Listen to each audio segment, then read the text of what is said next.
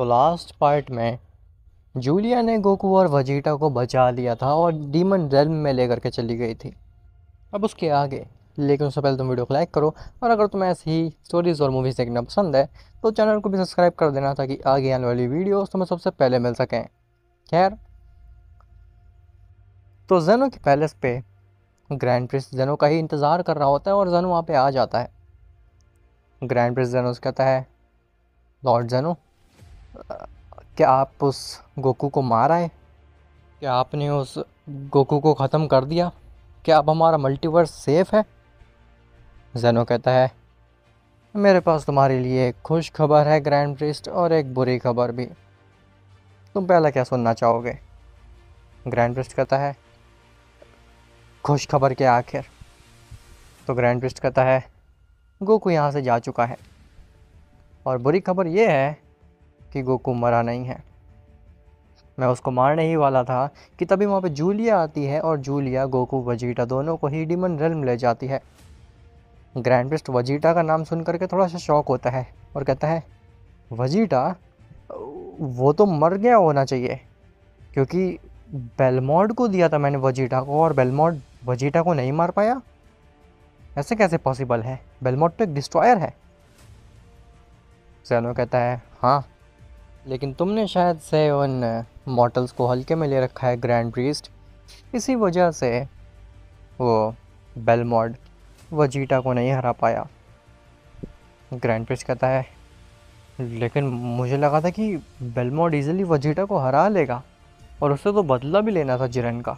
खैर, वो सब छोड़िए। अब क्योंकि गोकू मरा नहीं है तो फिर वो और स्ट्रांग बनेगा और दोबारा आएगा यहाँ पे। और जूलिया, इस बार तो मुझे लगता है कि जूलिया भी शांत नहीं बैठने वाली है। जेनो कहता है, हाँ, तुमने ठीक कहा। इस बार वो तीनों मिल करके अपनी पूरी जान लगा करके यहाँ पे आएंगे और मॉर्टल रेल्म पे हम पे हमला करेंगे। हमें उनके लिए प्रिपेयर होना चाहिए। ग्रैंड प्रिस्ट कहता है, लॉर्ड जेनो, वैसे आप बुरा ना माने तो मेरे पास एक आइडिया है। जेनो कहता है, हाँ, अपना मुंह बंद रखो ग्रैंड प्रीस्ट, तुम्हारे आइडिया की कोई भी ज़रूरत नहीं है। तुमने ऑलरेडी इतनी बड़ी मुसीबत खड़ी कर दी है मल्टीवर्स के लिए। अगर तुम उस गोकू के साथ में ऐसा नहीं करते तो फिर वो शांति से अपने मल्टीवर्स में रहता और डार्क इंस्टिंक्ट का भी गलत इस्तेमाल कभी नहीं करता। लेकिन अब जूलिया उसको पूरी तरीके से मैनिपुलेट कर चुकी है, और जूलिया उसको अपने फ़ायदे के लिए इस्तेमाल करेगी। तुम तो कुछ बोलो ही मत ग्रैंड प्रीस्ट, ये सब तुम्हारी वजह से हो रहा है, और अगर मल्टीवर्स को कुछ भी डिस्ट्रक्शन फैलता है तो वो तुम्हारी वजह से होगा, सिर्फ तुम्हारी वजह से। ग्रैंड प्रीस्ट कहता है, मैं माफ़ी मांगता हूँ उसके लिए लॉर्ड जेनो, लेकिन मेरा आइडिया सुन तो लीजिए एक बार, क्या पता है इस बार मैं सही आइडिया दे रहा हूँ। जेनो कहता है, हाँ ठीक है, मेरे पास ज़्यादा समय नहीं है, मुझे कुछ और भी फिगर आउट करना है। ग्रैंड प्रीस्ट कहता है, थैंक यू लॉर्ड जेनो। कैसा हो अगर हम उनके प्लैनेट अर्थ को, गोकू और वजीटा की फैमिली को बंदी बना ले तो फिर हम गोकू और वजीटा से जो चाहे वो करवा सकते हैं, और वो कुछ भी नहीं कर पाएंगे। उनको अपनी फैमिली के सामने झुकना ही होगा, हमारे सामने झुकना होगा। जेनो कहता है, नहीं, हम ऐसा नहीं कर सकते ग्रैंड प्रीस्ट, क्योंकि जब मैं गोकू से फाइट कर रहा था तो फिर उसने ये बात कही थी कि मैं और तुम सेल्फिश हैं। हम मल्टीवर्स के बारे में नहीं सोचते हैं, किसी गॉड या फिर मॉर्टल के बारे में नहीं सोचते हैं, हम केवल अपना फ़ायदा देखते हैं, जो कि काफ़ी हद तक बात सही भी है। हमने अपने फ़ायदे के अलावा आज तक इस एग्जिस्टेंस में कुछ किया ही नहीं है। जब भी मैं बोर होता हूँ तो मैं टूर्नामेंट करवाता हूँ, जब भी तुम्हें कुछ करने का मन करता है तो यूनिवर्स डिस्ट्रॉय कराते हो। हमने मॉडल्स के लिए वाकई में कुछ किया ही नहीं है। तो ऐसे में अगर हम उनकी फैमिली को बंदी बना देंगे तो फिर हम गोकू और वजीटा की नज़रों में और भी ज़्यादा बुरे बन जाएंगे। हमें ऐसा नहीं करना है। हमें किसी तरीके से गोकू और वजीटा को अपनी तरफ करना होगा। हमें उनसे लड़ना नहीं है। वो इस मल्टीवर्स के दो सबसे होनहार और स्ट्रॉन्गेस्ट मॉर्टल्स हैं। वो अगर हमारी साइड में रहेंगे तो फिर हमारा फ़ायदा है। हम उनको मार देंगे तो फिर हमारे मल्टीवर्स का कोई भी फ़ायदा नहीं रहेगा। उनका हम जैसे चाहें वैसे यूज़ कर सकते हैं ग्रैंड प्रीस्ट। समझ रहे हो मेरी बात को? हमें उनसे लड़ना नहीं है, हमें उन्हें अपनी तरफ करना है कैसे भी करके। तो तुम्हारा आइडिया अच्छा था, लेकिन हम इसका इस्तेमाल नहीं कर सकते अभी। ग्रैंड प्रिस्ट कहता है, जी लॉर्ड ज़ेनो, जैसा आप कहें। लेकिन फिर आखिर आप उनको रोकेंगे कैसे? क्या आपके पास कोई आइडिया है? ज़ेनो कहता है, हाँ, मुझे अपने पुराने दोस्त से मिलना होगा। ग्रैंड प्रिस्ट कहता है, पुराना दोस्त?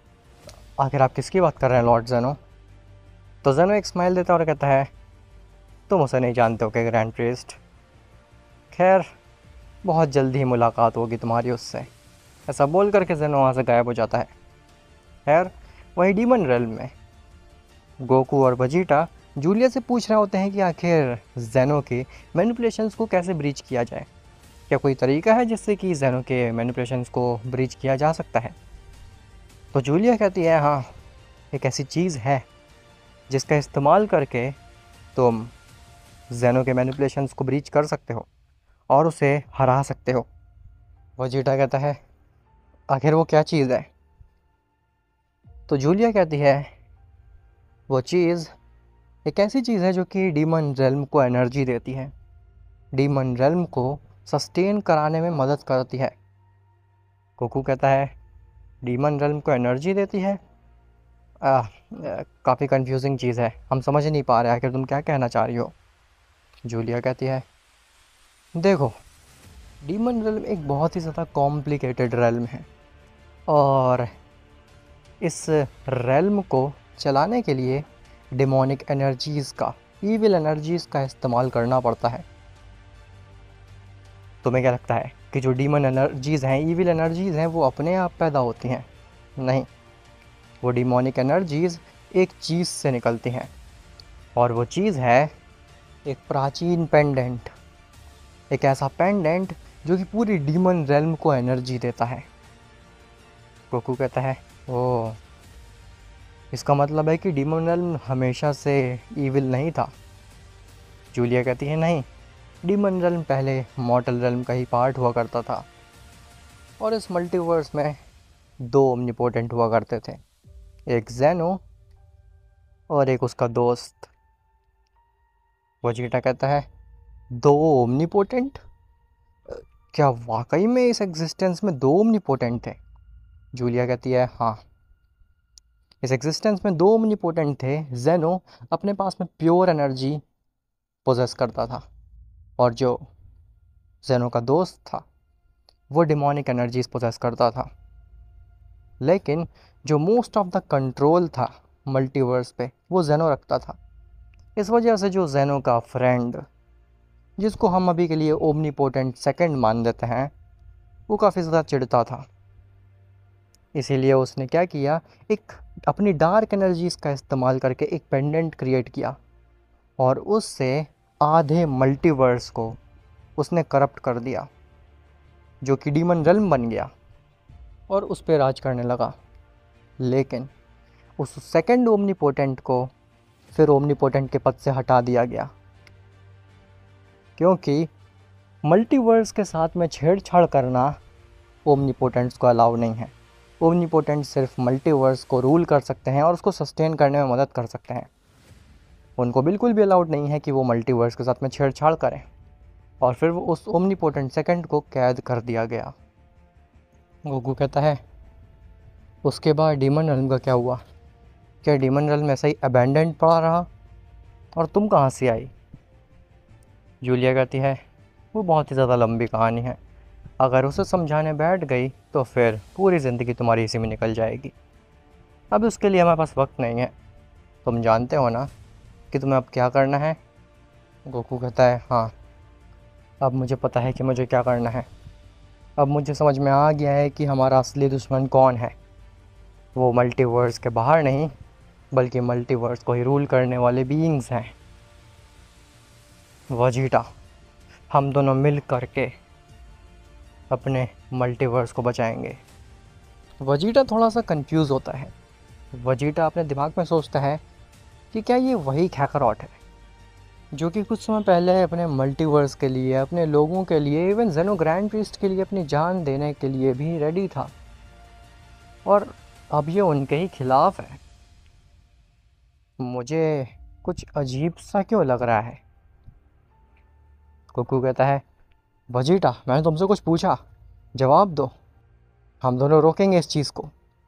वजीटा कहता है, हाँ हाँ हाँ, तुम ठीक कह रहे हो काकारोट, हम दोनों मिलकर के रोकेंगे जेनो को और ग्रैंड प्रिस्ट को। जूलिया कहती है, सिंस वजीटा तुम्हारे पास में कोई भी डार्क इंस्टिंक्ट नहीं है, तो मैं चाहती हूँ कि मैं तुम्हें डार्क इंस्टिंक्ट सिखाऊं। वजीटा कहता है, ना, मुझे डार्क इंस्टिंक्ट नहीं सीखनी। मैं नहीं चाहता हूँ कोई ऐसी फॉर्म सीखना जो कि ऑलरेडी काकारोट के पास में हो। मैं एक अलग पाथ चुनना चाहता हूँ। मैं चाहता हूँ कि मैं एक ऐसी फॉर्म खुद से क्रिएट करूँ जो कि डार्क इंस्टिंक्ट से भी ज़्यादा स्ट्रॉन्ग है। जूलिया कहती है, तुम्हारी डेडिकेशन और तुम्हारे एम्बिशंस देख करके मुझे काफ़ी अच्छा लगा। तुम दोनों मॉर्टल्स में काफ़ी सारी खूबियाँ हैं, लेकिन तुम में कमज़ोरी सेम है, और वो है ईगो। तुम सामने वाले को अंडर एस्टिमेट कर देते हो और अपनी ही ईगो में रहते हो। वजीटा कहता है, वही तो खासियत होती है सेंस की। अगर सेंस के पास में ईगो नहीं होगी तो फिर वो सेंस है ही नहीं। जूलिया कहती है, हाँ मैं जानती हूँ, क्योंकि मैं गोकू की ऑलरेडी ईगो देख चुकी हूँ। तो मुझे पता है कि सेंस के पास में ईगो होती है और वो ईगो उनको काफ़ी आगे तक ले जाती है, लेकिन काफ़ी बार वो ईगो उनको मरवा भी डालती है। जैसे कि अभी जेनो से तुम दोनों मरने वाले थे, लेकिन मैंने बचा लिया। तो तुम्हें अपने इमोशंस पे काबू रखना चाहिए, हमेशा अपनी ईगो से नहीं, कभी कभी दिमाग से भी काम लेना चाहिए। खैर, तो गोकू, इससे पहले कि तुम उस डार्क पेंडेंट का इस्तेमाल करो मैनिपुलेशंस को सीखने के लिए, मैं चाहती हूँ तुम्हें कुछ और सिखाना। गोकू कहता है, हाँ मैं पूरी तरीके से रेडी हूँ। और वजीटा, तुम्हें मैं एक चेम्बर दे रही हूँ जहाँ पे तुम जितनी चाहो, जैसी चाहो वैसी ट्रेनिंग कर सकते हो। वहाँ पे तुम्हें कोई भी डिस्टर्ब करने वाला नहीं होगा। इवन वहाँ पे कुछ बीइंग्स भी होंगे, डीमोनिक बीइंग्स, जिनके ऊपर तुम अपनी पावर्स का प्रदर्शन कर सकते हो। उम्मीद करती हूँ तुम्हें वो चेम्बर अच्छा लगेगा। वजीटा कहता है, हाँ मैं भी उम्मीद करता हूँ कि मैं जब उस चेम्बर से बाहर निकलूँ तो काकारोट से ज़्यादा स्ट्रांग हूँ। जिसके बाद जूलिया वजीटा को एक अलग से चेम्बर में भेज देती है, जो कि हाइपरबोलिक टाइम चेम्बर जैसा ही दिख रहा होता है, लेकिन काफ़ी डिफरेंट होता है, और गोकू को ले जाती है उसी अरीना में जहाँ पे उसने ट्रेनिंग की थी। खैर, वहीं दूसरी तरफ जेनो एक डायमेंशन में पहुँचता है और कहता है, काफ़ी समय बाद मैंने ये डायमेंशन देखा, डायमेंशन 0, ये मल्टीवर्स के परे है। फिर मिलता हूँ अपने दोस्त से। जिसके बाद जेनो उस डायमेंशन 0 में आगे बढ़ने लगता है। वो डायमेंशन पूरी तरीके से एम्प्टी था, वहाँ पे कुछ भी नहीं था, वहाँ पे सिर्फ एक बीइंग था, और वो जेनो का दोस्त था। खैर, जेनो उस बीइंग के नज़दीक जाता है और उसकी तरफ अपना हाथ बढ़ाता है। वो बीइंग गुस्सा जाता है और वो जेनो के ऊपर वार करने जाता है, लेकिन वो बीइंग एक इनविजिबल से प्रिजन के अंदर कैद था, जिसके थ्रू वो नहीं आ पाता। जेनो कहता है, हो अभी भी तुम मुझसे नाराज़ हो? मुझे लगा था कि तुम मेरे दोस्त हो। वो बीइंग कहता है, दोस्त? और तुम्हारा, जिसने मेरा सब कुछ छीन लिया? तुम मेरे दोस्त कभी नहीं हो सकते। खैर, यहाँ क्यों आए हो तुम? तुमने सब कुछ तो ले लिया मुझसे, मेरा मल्टीवर्स, मेरी डार्क एनर्जीज़, और मुझे यहाँ पे कैद कर दिया। अब और क्या चाहिए मुझसे तुम्हें? क्या तुम मुझे यहाँ पे मारने आए हो? और अगर मारने आए हो तो जल्दी से मुझे मार करके बात ख़त्म करो, मैं और ज़्यादा यहाँ पे कैद में नहीं रह सकता। जेनो कहता है, देखो ये बात तुम भी जानते हो और मैं भी जानता हूँ कि यहाँ पे तुम मेरी वजह से नहीं बल्कि खुद की गलतियों की वजह से हो, और मैं चाहूँ तो तुम्हें यहाँ से आज़ाद भी कर सकता हूँ। लेकिन अगर तुम्हें यहाँ से आज़ाद होना है और पहले की तरह मल्टीवर्स पे राज करना है मेरे साथ, मेरे दोस्त बन करके, तो तुम्हें मेरी मदद करनी होगी। मुझे तुम्हारी ज़रूरत है। वो बीइंग कहता है, हाँ तुम्हें मेरी ज़रूरत है, और इसलिए तुम मुझे यहाँ से आज़ाद करना चाहते हो। मैं तुम्हारी बात में कभी अपनी ज़िंदगी में भी भरोसा नहीं कर सकता। मुझे पता है कि जब तुम्हारा काम हो जाएगा तो फिर तुम मुझे वापस से यहीं पे पटक दोगे। ज़ेनो कहता है, अगर तुम्हें यही डर है तो फिर ठीक है, मैं तुम्हें तुम्हारी पावर्स वापस कर दूंगा। एक बार तुम्हारी पावर्स तुम्हें वापस मिल जाएंगी तो फिर मैं होता कौन हूँ तुम्हें यहाँ पे कैद करने वाला। तो फिर मैं और तुम बराबर सेम लेवल पे आ जाएंगे। मैं तुम्हें कैद नहीं कर पाऊंगा। वो बिंग कहता है, क्या सच में? लेकिन क्या चाहते हो तुम मुझसे? आखिर अचानक से इतने मिलियन सालों बाद तुम्हें मेरी कैसे याद आई? ज़ेनो कहता है, डार्क इंस्टिंक्ट। डार्क इंस्टिंक्ट एक बार फिर से आज़ाद हो चुकी है, और इस बार डार्क इंस्टिंक्ट पहले से भी ज़्यादा स्ट्रांग है, ख़तरनाक है। मुझे तो लगता है कि इस बार अगर तुम हमारी मदद नहीं करे, या फिर हम लोग उसके खिलाफ स्ट्रिक्ट एक्शन नहीं लिया, या फिर उसको सीरियसली नहीं लिया, तो फिर पूरा मल्टीवर्स ही ख़त्म हो जाएगा। और अगर मल्टीवर्स ख़त्म हो गया तो फिर कोई फ़ायदा ही नहीं है तुम्हारा यहाँ पे रहने का या फिर जीने का। वो बीइंग कहता है, ओह, तो तुम्हारा मल्टीवर्स दांव पे लगा है, इसलिए तुम मेरे पास आए हो। अब तो मैं बिल्कुल तुम्हारी मदद नहीं करना चाहता। ज़ेनो कहता है, एक बार फिर से सोच लो, क्योंकि वो जो डार्क इंस्टिंक्ट है वो तुम्हारे क्रिएट किए गए डीमन रेल्म से आई है, और अगर ये बात अपर गॉड्स को पता चल गई तो फिर तुम मारे तो नहीं जाओगे, लेकिन इससे भी बुरा हाल कर दिया जाएगा तुम्हारा। तुम्हारी मजबूरी है मेरी मदद करना दोस्त, और अगर तुम मेरी मदद नहीं करोगे तो फिर तुम्हारा बहुत बुरा नुकसान होगा। मेरे हाथ से तो मल्टीवर्स जाएगा, लेकिन तुम्हारे हाथ से क्या क्या जाएगा मुझे उसका एहसास भी नहीं है।